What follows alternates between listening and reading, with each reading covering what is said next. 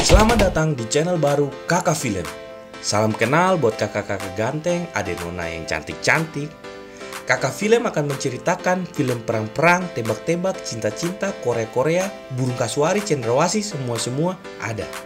Film kali ini berjudul Triple Frontier yang dibintangi kakak ganteng Ben Affleck yang 11-12 dengan kakak Film juga, yang bercerita tentang sekelompok mantan tentara Amerika yang membobol uang bos kartel Kolombia.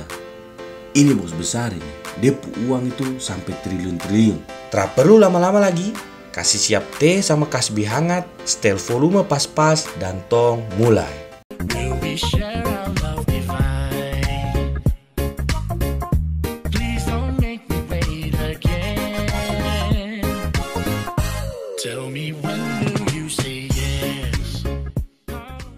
Film diawali dengan polisi-polisi Kolombia yang siap menggerebek pabrik narkoba untuk menangkap bos kartel yang bernama Lorea. Di sini Katong akan dikenalkan sama Pace Santiago, dia anggota unit narkoba Kolombia yang dulunya tentara Amerika, yang sulama cari-cari Pace Lorea buat ditangkap. Dari banyaknya pasukan polisi yang dikirim, bisa Katong bilang Lorea ini salah satu bos besar di Kolombia. Penggerebekan di pabrik narkoba ini berlangsung dramatis. Polisi dan kartel baku tembak, kartel melawan terus sampai bikin polisi kewalahan dan kehilangan banyak anggota.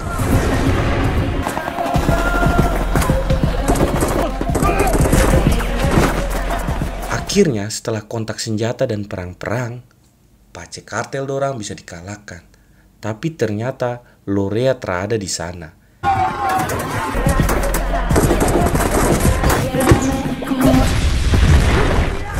Selain para anggota kartel, ada juga para pekerja pembuat narkoba yang ditangkap.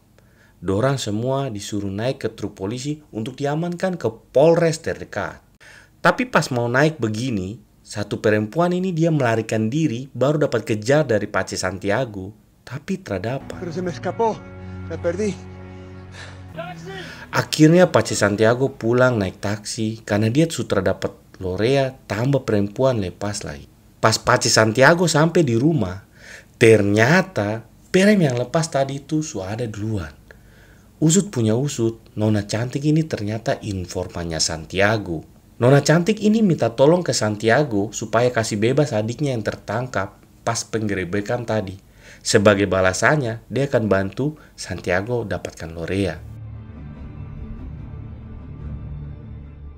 Setelah mengetahui lokasi Lorea dari si nona informan, Pace Santiago langsung menyiapkan misinya. Dia langsung pergi ke Amerika untuk mengajak teman-teman namanya supaya ikut bergabung. Pertama, dia ketemu Pace William. Setelah pensiun dari tentara, William ini dia kerja jadi motivator tentara-tentara muda. Jadi, pas diajak sama Santiago, dia mau saja. Tapi, dia minta dorang pemantan kapten dulu yang namanya Tom ikut juga. Get the captain. Amen. Karena William cuma mau ikut kalau ada Tom, jadi Santiago langsung cari Tom. Tom sekarang kerja jadi agen properti, tapi dia kerja macam teraniat, jadi pembeli tuh terada yang tertarik. Pas Santiago ajak dia gabung, Pace Tom ini bimbang.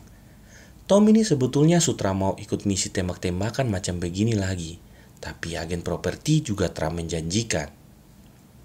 Sampai-sampai Tom ini cerai dengan dia pumai tua gara-gara dia pekerjaan sekarang telah jelas.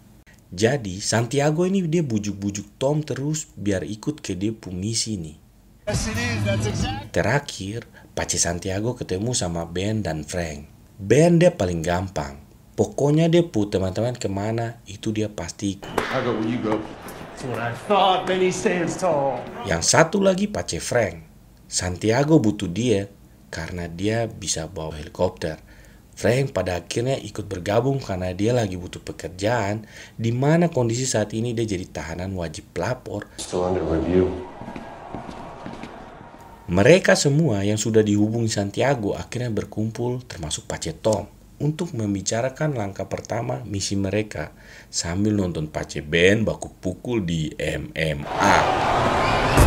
Besokannya, dorang survei Lorea pu rumah di hutan. Sekalian nona informan Santiago juga datang ke rumah Lorea untuk antar uang. Dorang mengecek pasukan Lorea dan situasi rumah Lorea untuk menyiapkan strategi selanjutnya. Sambil perjalanan pulang dari survei Lorea Puruma, Tom menjelaskan sedikit rencana selanjutnya. Dorang akan membutuhkan 1 mobil dan 1 helikopter untuk kabur. And we got nothing, so we need another van. We lift helicopter in 32 hours to get us over the Andes. Sehari sebelum misi, Santiago bertemu dengan nona informan untuk mendapatkan gambaran lokasi Lorea dan memintanya untuk menyiapkan 1 mobil untuk mereka kabur. Dan setelah itu dia berjanji untuk membebaskan adiknya dan membawa mereka berdua keluar dari Kolombia. I will get you and your brother out of the country. Setelah itu, di gudang senjata Santiago, mereka melakukan koordinasi terakhir sebelum misi dilakukan. Tom menjelaskan strategi sekaligus memastikan Depu kawan-kawan mengerti risiko dan konsekuensi atas tindakan yang akan mereka lakukan. Any man here that wants to walk away now can do so knowing they're the best of us. Tiba saat hari H, misi pun dikerjakan sesaat setelah keluarga Lorea pergi ke gereja. Jadi sisa Lorea dan anak buah yang sedikit. Baru si nona informan datang bawa mobil sesuai permintaan Santiago, terus dia pulang dengan mobil lain yang dibawa adiknya. Santiago dan kawan-kawan melumpuhkan anak buah Lorea di dalam rumah dengan sangat cepat, tenang, dan taktis sekali semacam Kopassus. Tapi setelah semua anak buah Lorea dilumpuhkan, dorang terakhir ketemu Lorea sama Depu uang yang bikin dorang baribut. Nothing. Couple of bags. Like a serious fuck up. Untungnya, Santiago merasakan hal yang janggal di rumah Lorea, yaitu ada tembok-tembok yang baru dicat. Dan dia pun mengecek tembok itu sambil menghancurkannya, dan ternyata di dalamnya ada banyak sekali uang. Depu kawan-kawan juga ikut bantu kasih hancur tembok sambil ketawa kesenangan karena sedikit lagi dong jadi tentara kaya. Tapi saking serakahnya, si Tom malah masih sibuk membongkar tembok-tembok yang lain. Padahal uang yang belum dorang masukkan ke tas saja masih banyak. Ditambah waktu mereka sudah hampir lewat dari rencana. Tom, you have never missed a hard out. Tom sadar setelah dia dapat kasih tahu dari William. Terus mereka sekarang tinggal cari Lorea, baru mereka kabur dari sini. Pas dorang lagi sweeping di ruang keluarga, Lorea tiba-tiba keluar terus tembak dorang semua. Lorea langsung dilumpuhkan sama Pace Santiago. Sayangnya William terkena tembakan di perut. Karena dorang terlambat dari rencana awal, anak-anak buah Lorea sudah terlanjur datang yang bikin dorang 5 panik. Dan akhirnya dorang harus kontak senjata dengan anak buah Lorea untuk bisa melarikan diri.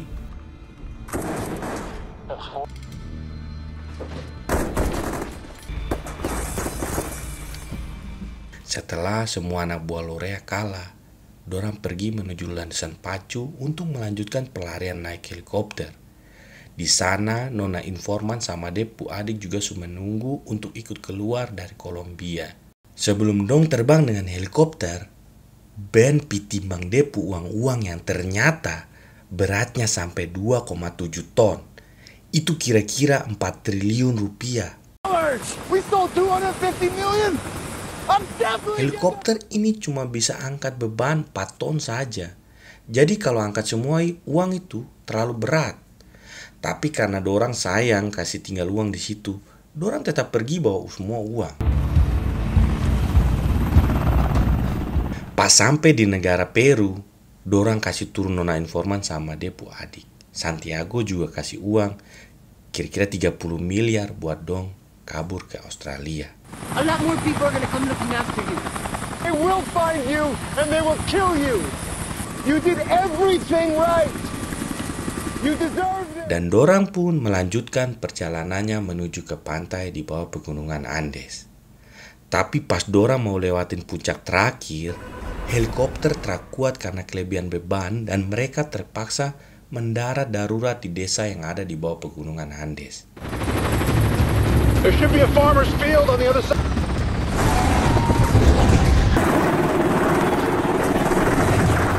Untungnya dorang semua bisa selamat dari kecelakaan helikopter ini. Tapi pas dorang keluar, dorang kaget ternyata dong uang sudah dikelilingi sama warga desa setempat dan malah mau menyerang Santiago dan kawan-kawan. Jadi Santiago dan kawan-kawan terpaksa menembak orang-orang desa ini.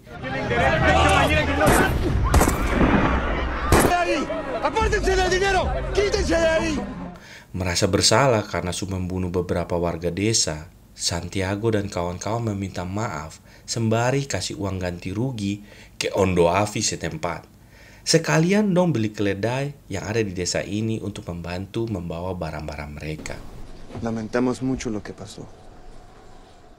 Tak terima karena bapaknya adalah salah satu korban yang ditembak Santiago dan kawan-kawan. Seorang pemuda desa ini menghalangi Santiago dan kawan-kawan keluar dari desa. Tapi kemudian disuruh kasih lewat sama Ondo Afi karena dorang sudah ganti rugi.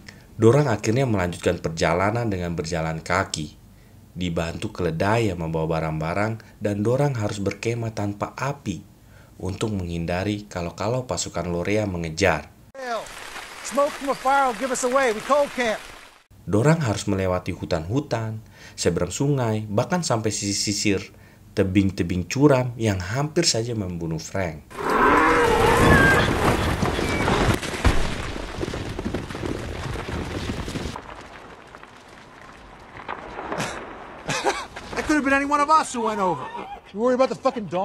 Pas mau melewati puncak gunung yang paling tinggi, dorang terpaksa melanjutkan tanpa dibantu keledai lagi karena batu terlalu bokar-bokar. Jadi keledai tak bisa panjat. Terus dorang angkat barang-barang pakai tali, kumpulin di satu tempat dan mereka istirahat di situ. Karena kondisi di puncak terlalu dingin, Ben cari gara dengan bikin api unggun pakai bakar uang. Tapi karena dorang semua memang kedinginan, jadi dong lanjut saja. Oh my God. That's a fire.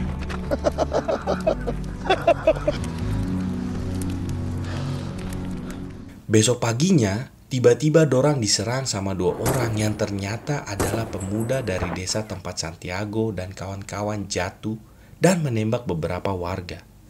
Pemuda ini tidak terima hanya dengan ganti rugi dan menuntut nyawa sebagai balas dendam. Dalam baku tembak ini, Tom harus mati karena dia tidak sadar musuh incar dia dari awal dan posisi musuh tepat di belakang Tom. Santiago, William, Frank, dan Ben pun harus melanjutkan perjalanan sambil membawa jenazah Tom beserta puluhan tas berisi uang. Setelah dekat dengan pesisir pantai di kaki Gunung Andes, Ben pergi sendirian untuk mengecek kondisi di bawah, sekalian untuk melihat kapal yang sudah janjian 5 hari lalu, apakah masih ada atau tidak. You sure? You're looking for the hijo pródigo.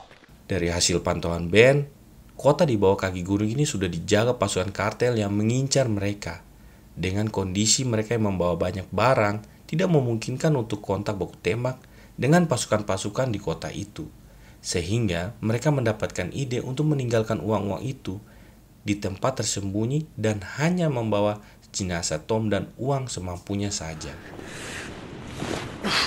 Snow will be coming in soon.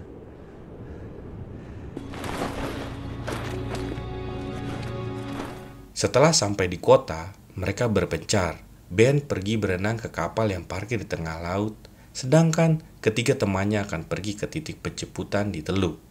Tapi saat hendak pergi ke Teluk, Santiago, William, dan Frank ketahuan oleh beberapa pasukan kartel dan terjadilah aksi baku tembak dan kejar-kejaran.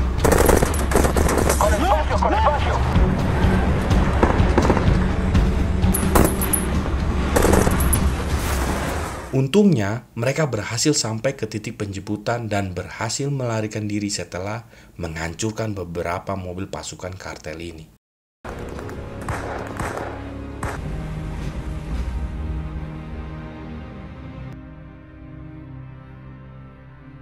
Scene berlanjut ke sebuah ruangan di mana sudah ada agen pendanaan yang cantik yang akan mengatur hasil pencurian Santiago dan kawan-kawan ini.